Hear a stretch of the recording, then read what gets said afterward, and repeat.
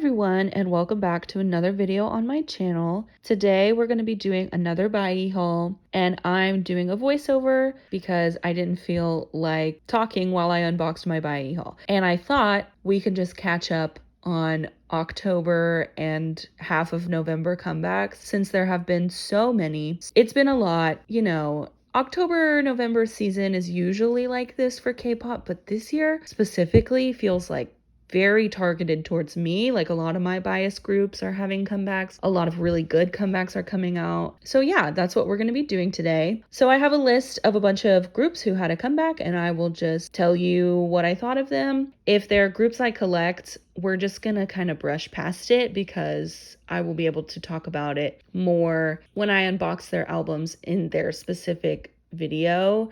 So we'll just kind of I'll just give you general thoughts. But yeah, also for context, I'm filming this on Sunday, November 12th. So if you're wondering why some of these comebacks and debuts aren't in this video, that is the time that I'm recording this voiceover right now. Just a little bit of context for you, dear viewer. All right, let's go ahead and jump into this. So the first comeback I have is Lightsome, Honey or Spice. I really, really like Lightsome. I loved Vivace and Alive. The Alive mini album, I forget if it's called Alive or what the name is, but that mini album, one of the best. It is so good. I adore it. But I can't help but feel just weird about this comeback because Honey or Spice as a song is good. I don't hate the song. It's fine. It's just when groups take these hiatuses and then finally come back, they usually will do something a little safe, and that's fine. I feel similarly about this as I feel like a lot of people felt about Red Velvet Queendom. We waited so long and then they come out with Queendom. But yeah, it's just, this is what happens, is that groups go on hiatuses and then they come out with these comebacks that just are meh. And if it had come out a couple months after Alive came out, the normal comeback schedule, I probably would have liked it more. But I don't know.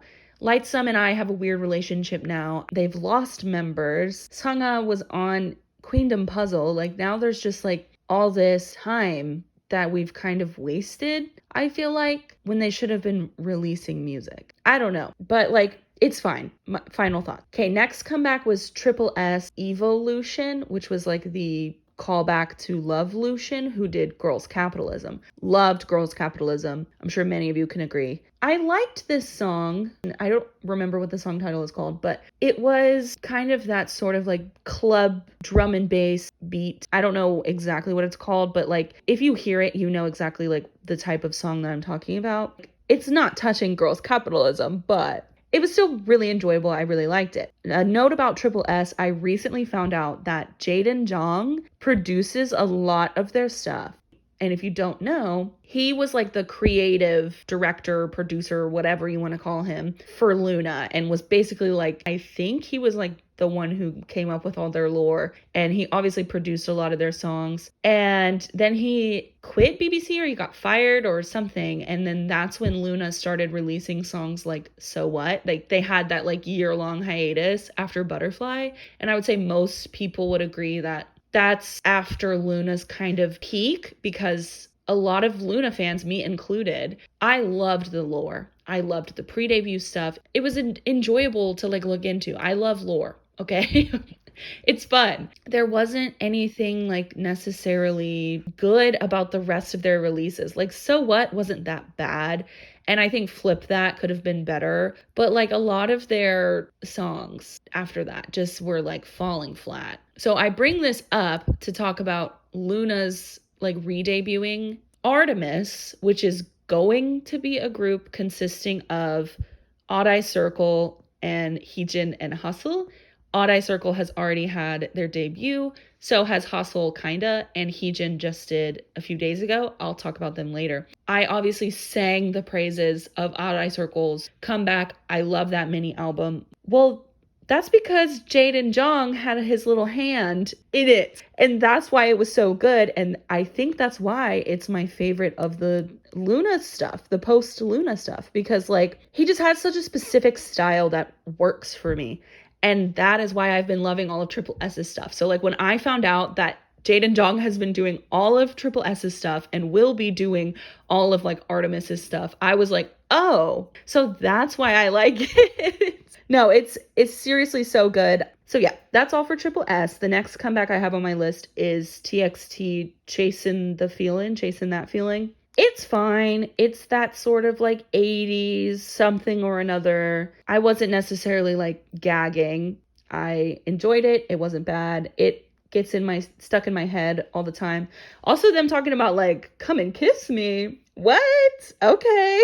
Like, anyway, I really like the mini album too. My favorite songs are Dreamer and Happily Ever After. Go listen to them. They're great. Also, we had the album release and the final title track of I've, Baddie. I still have not decided if I like really like Baddie. I know a lot of people like wrote it off. They don't like it. They think it's a concept change. It's not for them. I don't not like it. Like, I think there's some good stuff we have going here. I really like the like post chorus with the na-na-nas. That part's amazing. But I just think the like first initial drop of I'm a baddie, but baddie, baddie, pretty little risky baddie is kind of a little bit too much for me. So yeah, and in terms of the album, I'm so mad that they decided to do 3 title tracks because Off the Record and Either Way are freaking B-sides. They didn't even promote them. Like, what was the point? Like, just release those and say they're like pre-release tracks or something. Or do like what other groups do, like NCT and Stray Kids will do, where they'll release like little like shortened down music videos of a B-side, and it's kind of like a little teaser for the full album. They could have done that, because the reason why I'm so mad is that the other 3 songs on the album were like pretty boring. I did like Holy Moly and Payback. I don't remember the third one, but I didn't like it. Like, they're good, but like compared to their full album earlier this year, that album is great. But these B-sides just felt really lackluster, and I wonder if I would have thought differently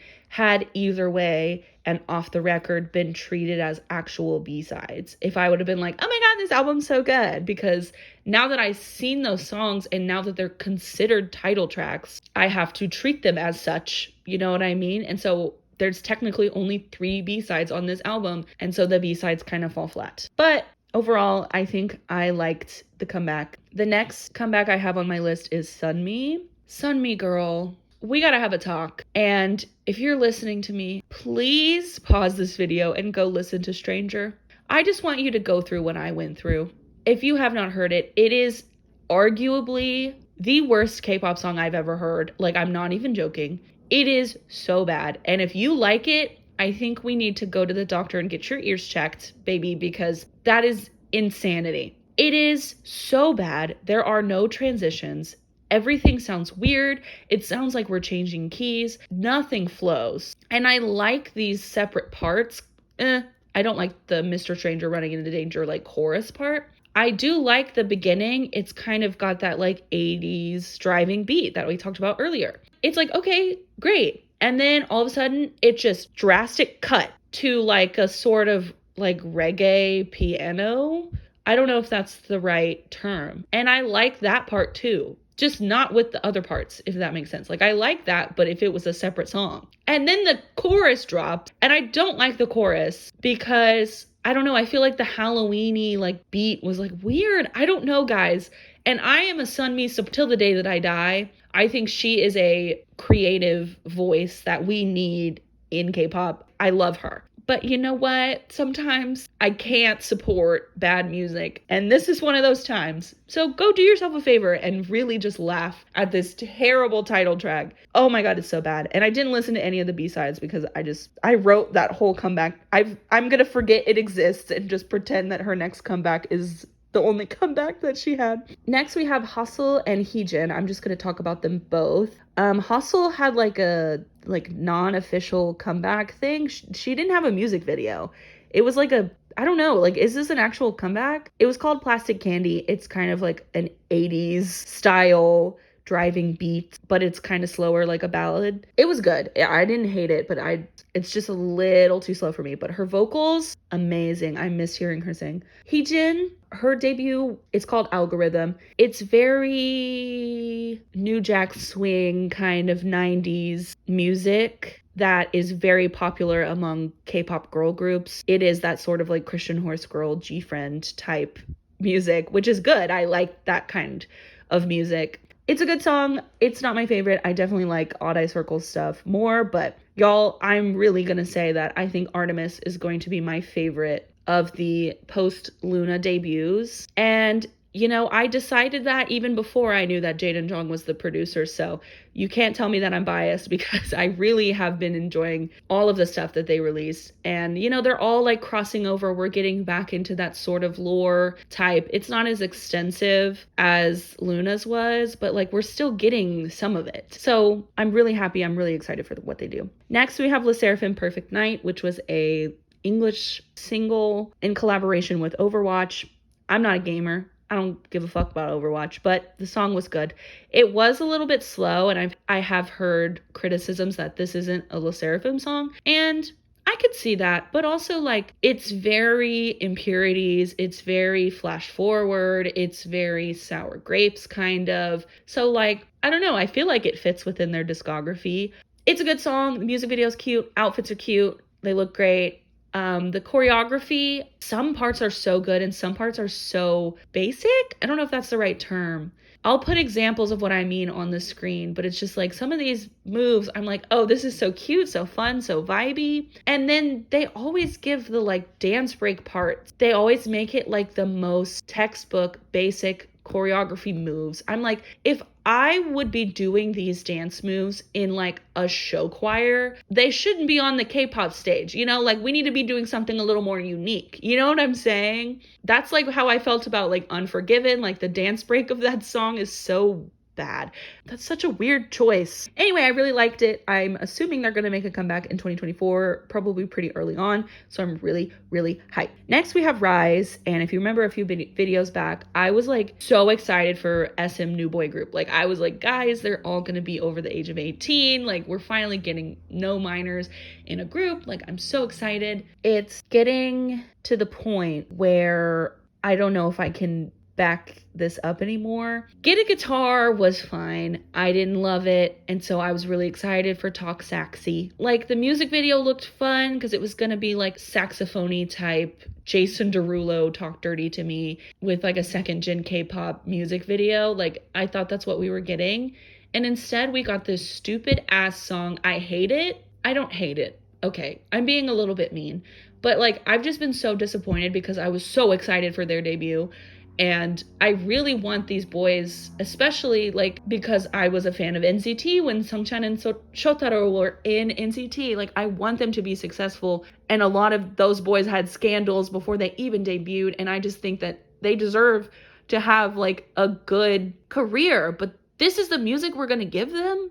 The beginning of the song is like good. I thought we were going to get something fun and funky. I was down for it. And then the chorus drops and I had to turn it off because it sounds so offbeat. Why did they make the rum pum pum so offbeat? It sounds wrong. It sounds like somebody fucked up. It sounds like it doesn't sound correct. And I don't know if I just like don't get it, but I don't want to get it. Sorry. There's always next comeback. You know, next comeback I might fall head over heels in love with them. We'll see. Next, speaking of like SM groups, is Taemin's solo comeback since he's been unenlisted from the military. It's so nice to see him back on stage. I freaking love Taemin, y'all. He's so good. Such a gem. This song, this music video, everything about it is great. I freaking love the choreography, the like point move where they lift up their shirts. That's insane. Another Ho anthem from the Ho Anthem King. I didn't listen to the rest of the album, so I have nothing to say about that. But Guilty, oh my god, it's so good. He goes off, those vocals, holy shit. One of Taemin's greatest, I would argue.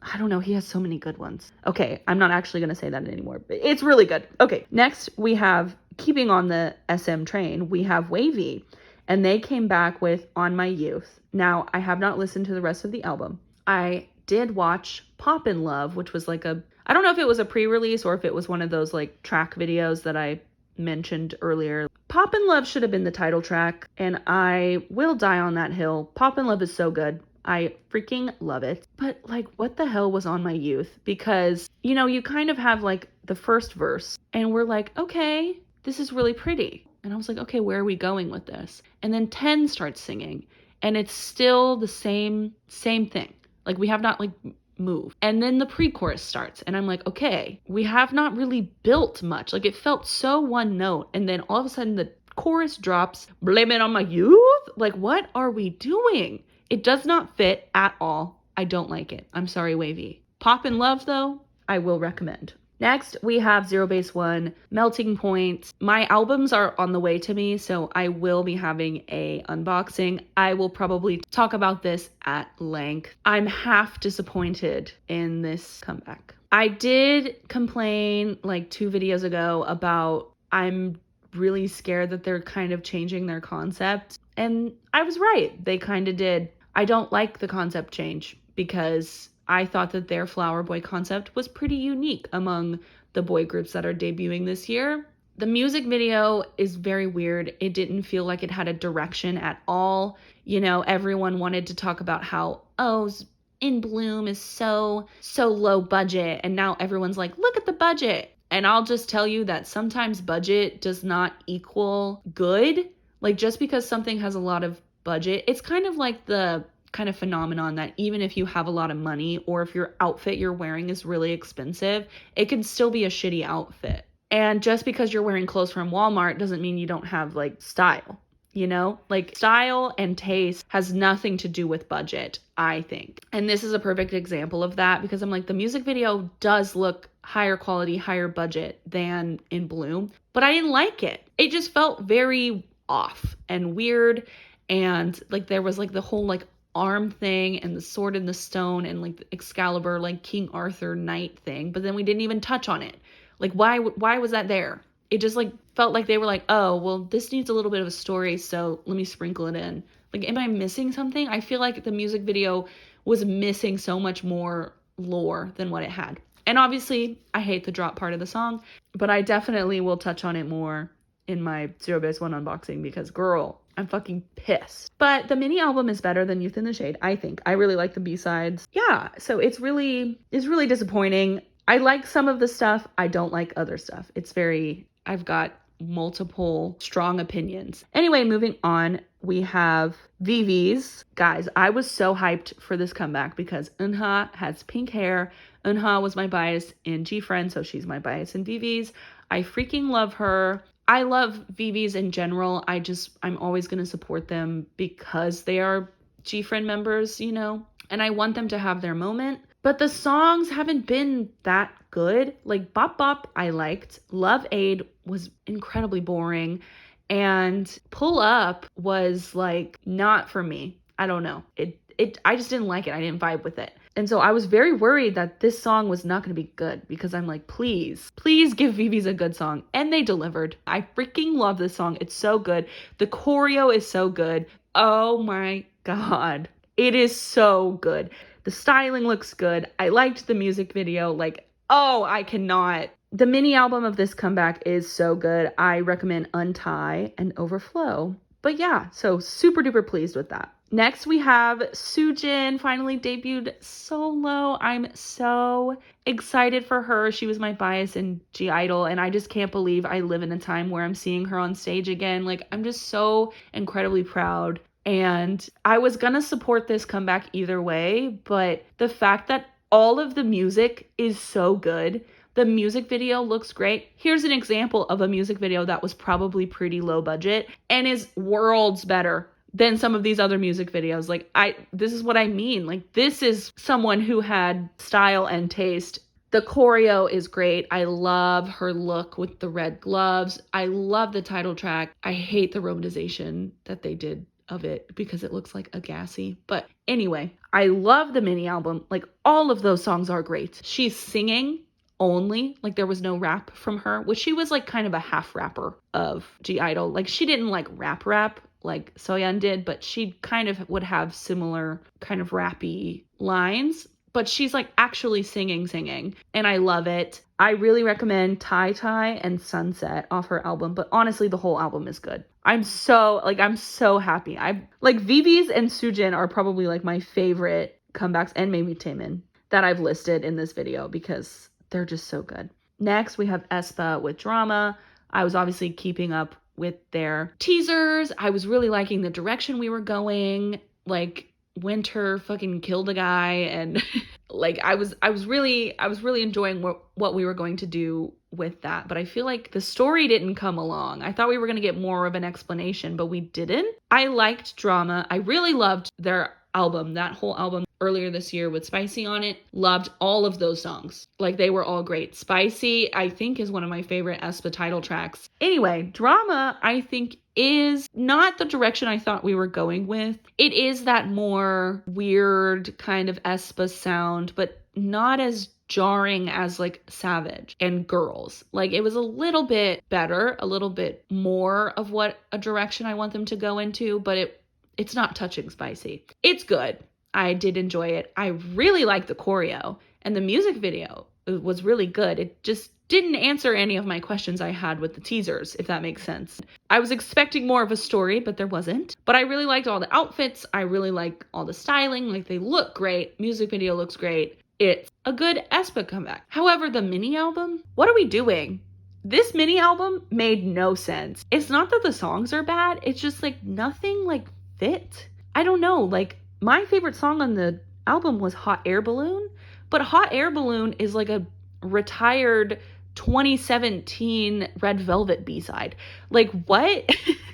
It just didn't make sense for this album. Like, I felt like if you were to take My World and Drama, like, we could switch some things around to make the albums make more sense and have like a more bright summery album, and then have Drama, which is like dramatic. And like, I'm Unhappy should definitely switch albums. Hot Air Balloon should switch albums. Like, I don't know, it just didn't make sense to me. So I think that was a weird decision. Not that every single song on an album has to be cohesive, but like, that is something that I look for.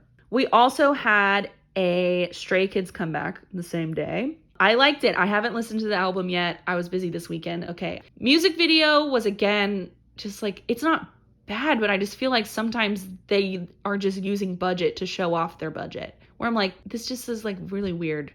I didn't understand like why we were doing like pirate stuff, but like kind of into it.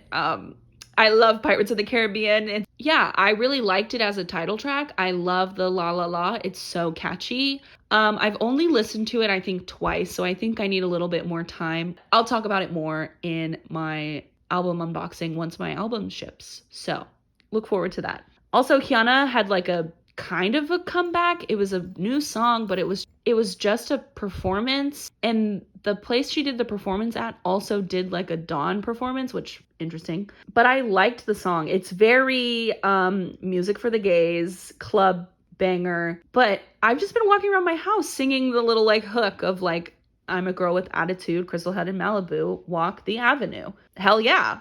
And I love the choreo, and I think she looks great. Hyuna especially, I fucking love Hyuna so much. Anyway, that's all the comebacks that have already come out. Red Velvet obviously is going to be releasing tonight for me, so hopefully it's good. I know the album will eat. We know the album will eat. It's fine. Like, if the title track is bad, there'll be a good B-side, so it's okay. Ampersand 1, which is Camden and Jiho, the post Boys Planet FNC new boy group. Their debut is happening this week, so I hope I like it. And Hypen's supposed to have a comeback. I know they had like a long ass trailer that came out. I watched it. It was very beautiful cinematic. The Boys is releasing Sixth Sense. You know, I'm freaking pumped for that. Taeyeon is coming out with a new album. It looks like it's gonna be more of like the R&B Taeyeon, which I love. I love when she does songs like that. One Pact is gonna have their debut. I did pre-order the album. I'm gonna collect it. I saw the teaser photos and I was like, yeah, this is what I want. I don't know if the music is gonna eat, but I was like, I'll just collect it. I just want to support these boy groups. I don't know, like, I really am excited, and I hope that it is good. But so far, I think I'm gonna like it, at least a little bit. I'll probably feel the same way as I did about Even, where I was like, it's not really for me, but like, I'm gonna support it either way because these boys deserve it. Also, Baby Monster is reportedly making their debut. It's very suspicious timing, I'll just say that.